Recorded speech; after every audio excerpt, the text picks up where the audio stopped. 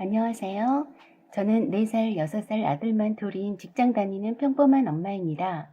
2년 전에 22평에서 살다가 37평으로 넓혀서 새 아파트로 입주를 하게 되었습니다.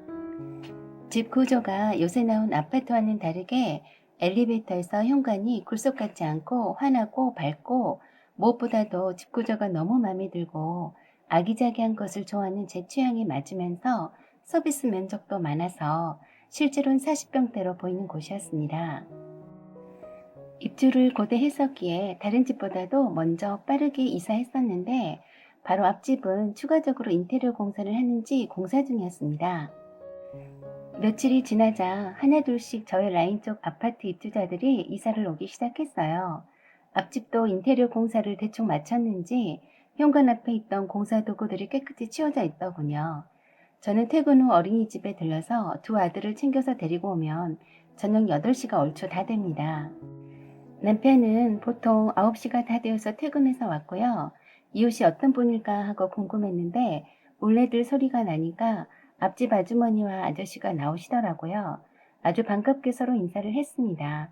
이사를 오기 전 인테리어 공사 사전 점검하러 왔다고 하시더군요. 두 분 다 참 인상이 좋아 보였어요. 고등학생 아들과 중학생 딸이는 저보다 연배가 더 있으신 분들이셨어요. 특히 아주머니는 무슨 말씀을 그렇게 조곤조곤히 고상하게 하시는지 엄청 점잖아 보였어요. 저희는 아들이 둘이나 되고 아직 어려서 혹 민폐 끼치는 일이 있을까봐 미리 잘 부탁한다고 말씀드렸습니다. 아주머니가 얼마나 좋으신 분이셨는지 제가 따로 부탁도 하지 않았는데도 따로 다른 일을 하지 않고 집에만 있기 때문에 특별히 할 일 없으니 직장 때문에 바빠서 애들 보기 힘들 때는 한 번씩 애들 맡겨도 괜찮다고 말씀도 해주셔서 참 감사했어요. 요새 아무리 이웃이라도 모두 다 이기적인 경우가 많은데 참 심성 고우신 분이구나 생각했습니다. 남편은 퇴근도 늦고 야근도 밥 먹듯이 해서 이웃이라도 얼굴 뵙기가 힘들겠다고 말씀드렸었죠. 그러고 며칠 있다가 이사 왔습니다. 퇴근해서 애들 데리고 집에 오자마자 앞집 아저씨가 이사 떡을 들고 오셨어요.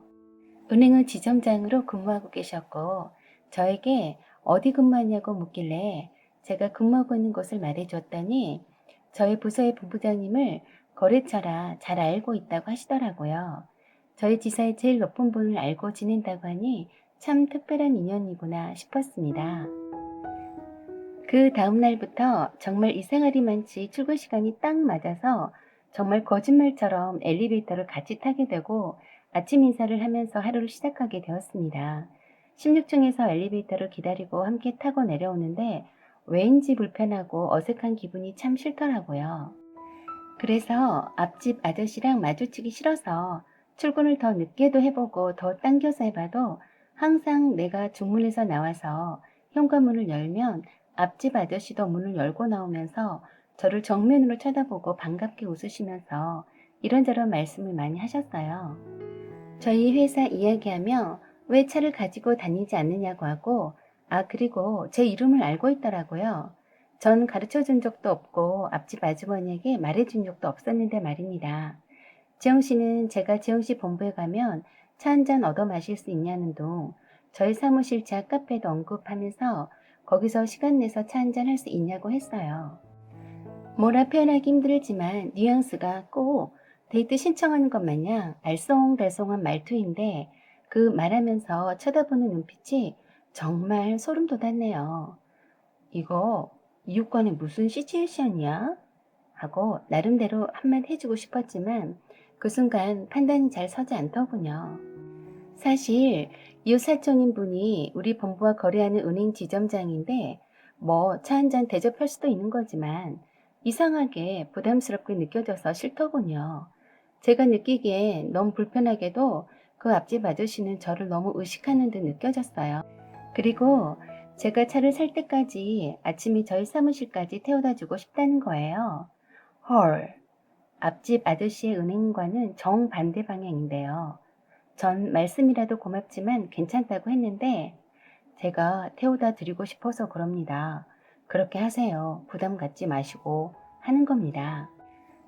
저는 남편에게 앞집 아저씨가 이상하다고 자초지종을 말했더니 제가 오버하는 거라고 그냥 선의로 말한 건데 오해하는 거라고 하네요.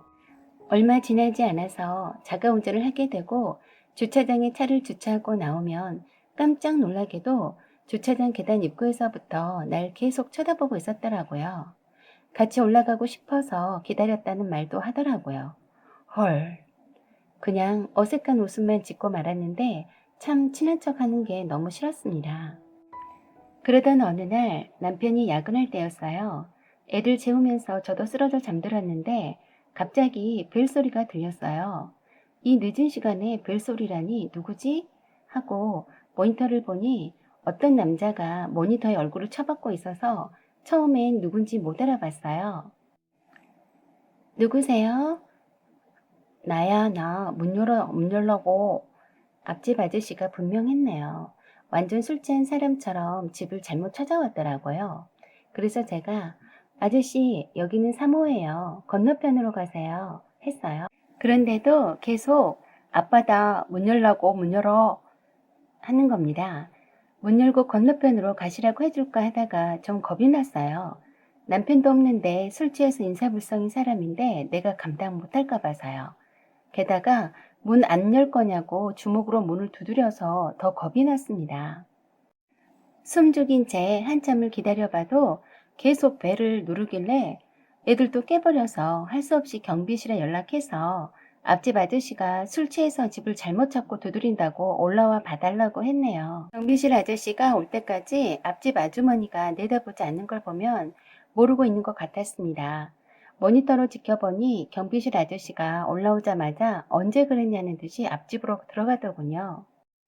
그 다음날 아침에 전 서둘러서 일찍 집에서 나왔는데 역시나 앞집 아저씨가 문 열고 나오는 것 같길래 전 순간적으로 마주치고 싶지 않아서 아래 계단으로 재빠르게 내려갔더랬습니다. 그런데 헐, 1층에서 기다리고 있었어요. 왜 힘들게 계단으로 내려오냐고 하면서 혹시 자기를 피하려고 하는 거냐고 대뜸 말하는 거였어요. 진심? 헐. 전 갑작스러워서 아니 그런 거 아니라 운동 삼아 걸어 내려온 거라고 말도 안 되게 변명을 했네요. 그리고 더 이상 말 섞기 싫어서 멍해하고 그냥 주차장으로 내려왔습니다. 그렇게 출근이 바쁜 것처럼 황망히 주차장에 내려가는 나를 뒤에서 지켜보는 것 같아서 순간 소름이 돋았어요. 어젯밤 일은 말할 새도 없었죠.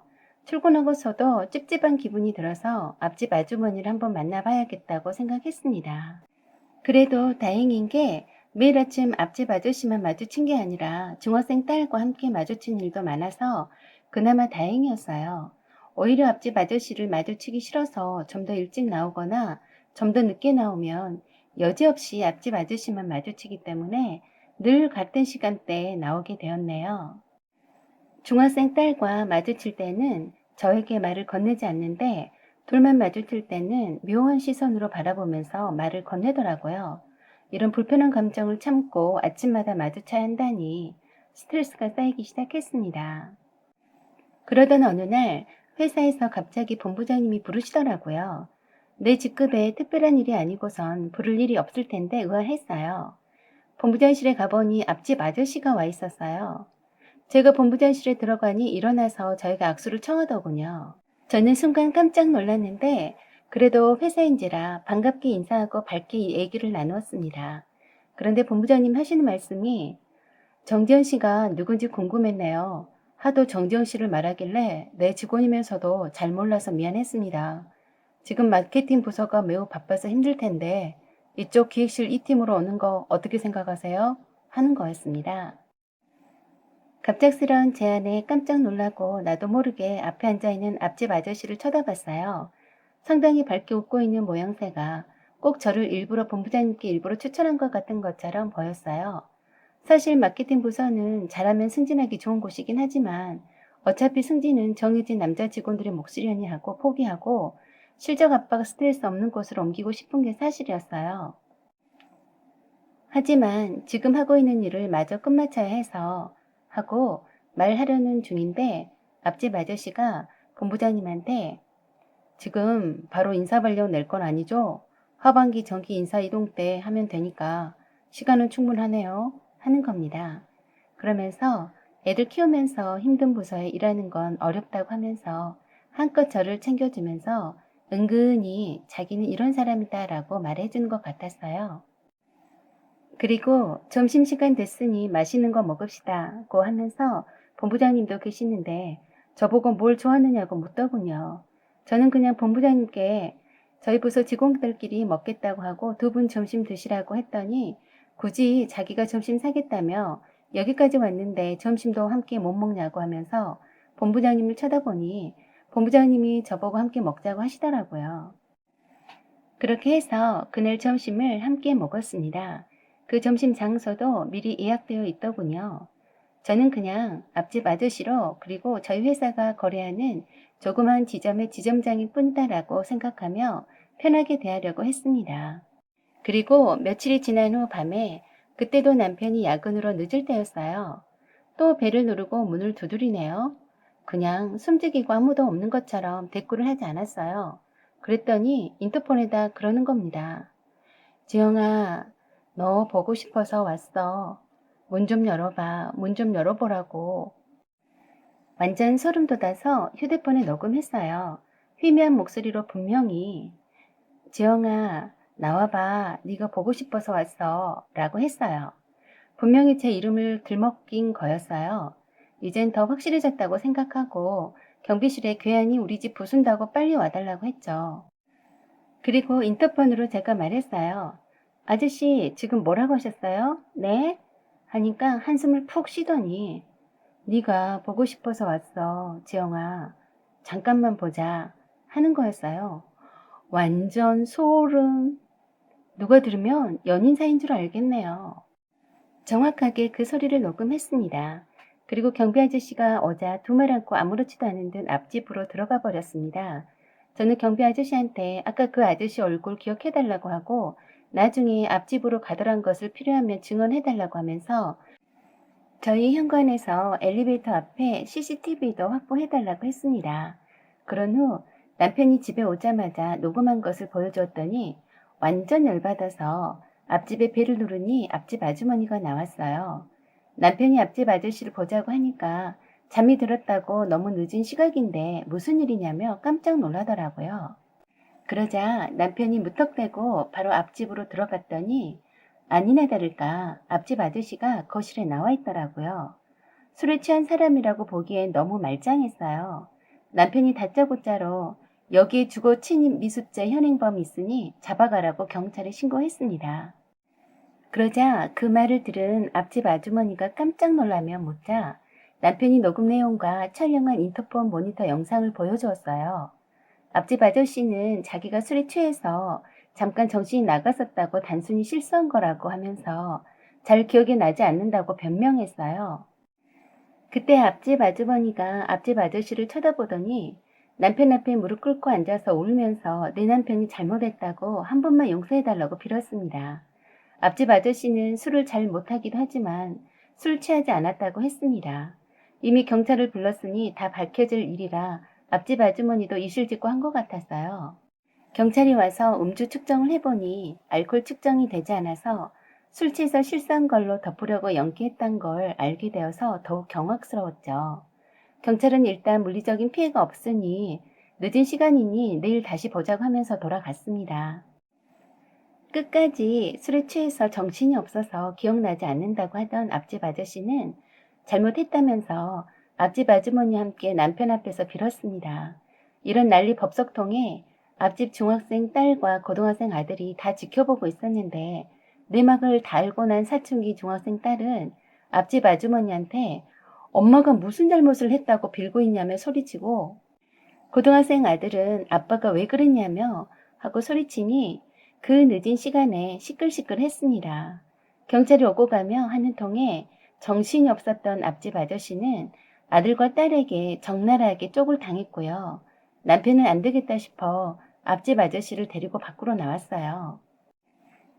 이렇게 다 모든 것이 까발려지자 앞집 아저씨는 절대 자기는 문 열고 들어가서 어찌 해볼 요량은 아니었다고 한 번만 용서해주고 넘어가 달라고 계속 사정했답니다.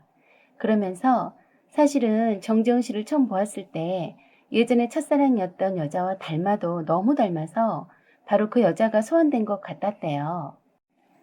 대학교 1학년 교회 학예 수련회에서 정상인 옥녀봉까지 산행을 하게 되었는데 짝사랑했던 그녀가 유난히도 산을 타는 것을 힘들어해서 4명이서 뒤처져서 함께 가고 있었다네요. 특별히 등산로라고 할 것까진 없었고 바위를 따라 본진이 남긴 표식만을 따라 나름 열심히 올라가고 있었대요. 그런데 산을 오르기 시작할 땐 떼약볕에다 시냇물도 메마른 것처럼 물 한 방울 보이지 않더니 오를수록 안개가 끼면서 날씨가 흐려졌다고 합니다. 이미 정상에 도착한 본지는 비가 내리고 있으니 다시 본부로 돌아가 내려가라고 연락이 왔는데 그 즈음에 이미 비가 한 방울씩 내리기 시작하더니 어느새 메말랐던 바닥이 축축해지고 가랑비가 제법 굵어지면서 순식간에 바위 사이로 물이 넘쳐나기 시작하면서 돌아가는 길이 끊겼을 뿐만 아니라 엄청난 물이 불어나서 피할 곳을 찾지 못하고 완전 고립되었답니다. 이렇게 계곡에 물이 엄청나게 불어날 줄은 몰랐는데 그녀는 겁에 질려서 얼굴이 새하얘졌대요. 옥녀봉에 올랐던 본지는 다행히 산을 잘 아는 사람이 인솔한 탓에 계곡물이 합쳐지지 않는 쪽으로 잘 내려가고 있다고 했어요. 벌써 물이 발목까지 차더니 무릎까지 올라왔는데 피할 곳은 없고 다행히 튼튼해 보이는 소나무에 4명이 의지한 채 구조팀을 기다리는데 빗물이 길을 덮어서 구조팀도 저위를 찾느라 애를 먹으면서 시간이 많이 지체되었고 물이 허리까지 차오를 때쯤에 건너편에 겨우 도착했다고 합니다. 이미 계곡물이 불어날 대로 불어나서 가운데는 물살이 엄청 세서 구조팀이 최대한 가까운 데서 밧줄을 던져주면 밧줄을 받아서 나무에 묶고 그 밧줄 따라서 건너가는 수밖에 없었다고 합니다. 전문 구조팀이 아니라서 장비도 밧줄밖에 없어서 겨우 연결한 밧줄 2줄에 의지할 수밖에 없었다고 해요. 먼저 앞서서 가면서 그녀에게 절대 밧줄을 놓으면 안 된다고 그리 당부했는데 물살이 가장 센 곳을 지날 때 체력이 지칠 대로 지쳤는지 물살이 허우적대더니 그만 휩쓸리고 말았다네요. 그때의 안타깝고 절절한 마음은 이루 말할 수 없었는데 그래서 한동안 산에는 가지 못했고 오랜 동안 그녀를 잊지 못했답니다. 그렇게 세월이 지나 잊고 있었는데 정재영 씨를 처음 본 순간 그때의 기억이 바로 어제 일처럼 떠올랐고 정재영 씨 얼굴을 보아야 안심이 되었다고 합니다. 그래서 술에 취한 척 미친 척 하면서라도 얼굴 한번 보고 싶었다고 합니다. 그냥 정재영 씨 얼굴 보고 있으면 그녀가 살아 돌아왔다는 안도감이 들어 마음이 평안했다네요. 단지 그뿐이었으며 맹세컨대 다른 어떤 불순한 의도로 한 것은 아니었다고 하면서 용서를 거듭 빌더랍니다. 그리고 자기 때문에 힘들었을 정지영 씨에게도 미안하고 용서를 빌며 지금 당장 오피스텔로 옮기겠다고 했답니다. 그러자 남편이 그러다가 또 그 여자가 생각나면 울마누라 또 찾아오겠네요 하니까 절대 찾지 않겠다며 선처를 구하더랍니다. 남편과 앞집 아저씨가 밖에서 얘기를 나누는 사이에 앞집 아주머니가 저한테 계속 사정하며 용서해달라고 무릎 꿇고 빌었습니다. 앞집 아주머니 말씀이 살아오면서 단 한 번도 다른 사람들에게 해가 되는 행동을 한 적 못 봤는데 이번 한 번만 그냥 용서해주고 넘어가달라고 합니다. 워낙에 아주머니가 좋으신 분이라서 거짓말 하시는 것 같진 않았고 남편 때문에 애원하시는 모습이 참 안쓰럽기도 했습니다. 그리고 이사 온 지도 얼마 안 됐지만 다시 이사 가겠다고도 했어요. 그 다음 날 아침에 집을 나설 때는 앞집 아저씨와 마주칠 일이 없었습니다. 아침마다 스트레스에서 해방되니 살 것 같아서요. 남편은 그날 저녁 이후에 앞집 아저씨가 구차하게 옛날에 죽은 첫사랑 운운하면서 빠져나갈 공의하는 게 얄밉다고 했어요. 주거 침입 미수죄에 심야 시간에 가중 처벌되니 10년 이하 징역을 살아봐야 다시는 그런 짓을 하지 않을 거라고 했습니다. 그래, 내 남편 잘한다고 하면서도 앞집 아주머니를 생각하면 좀 그렇네요. 징역을 살게 되면 직장도 잘리고 애들도 아직 다 크지 않았는데 말입니다. 사연은 여기까지입니다. 여러분의 소중한 의견을 댓글로 남겨주세요. 비슷한 사연 있으시면 올려주세요. 아니면 메일로 보내주시면 읽어드리겠습니다. 남자분들의 사연 제보 기다립니다. 여기는 서로의 입장이 다르기 때문에 어떤 형식에도 구애 없이 자유롭게 글을 보내주세요. 지금까지 시청해주셔서 감사드립니다. 좋은 날 되세요.